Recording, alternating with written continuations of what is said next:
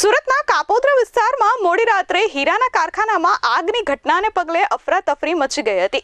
Night શિફ્ટમાં કામ કરતા રત્ન કલાકારો આ આગમાં ફસાઈ ગયા હતા। જોકે ફાયરના જવાનોએ તાત્કાલિક તેમનું રેસ્ક્યુ કરી સહી સલામત બહાર કાઢ્યા હતા।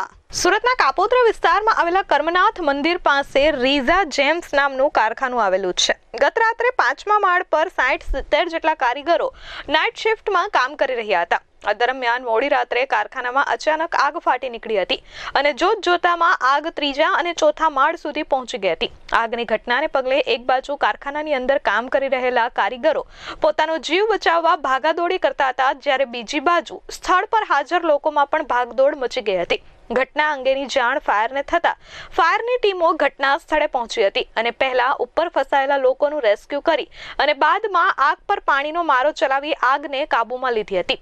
સદનસીબે આ ઘટનામાં કોઈ જાનહાનિ થઈ નથી, પરંતુ ઇલેક્ટ્રિક શોર્ટ સર્કિટના કારણે આગ લાગી હોવાનું અનુમાન સેવવામાં આવી રહ્યું છે। Bureau report S24 news Surat.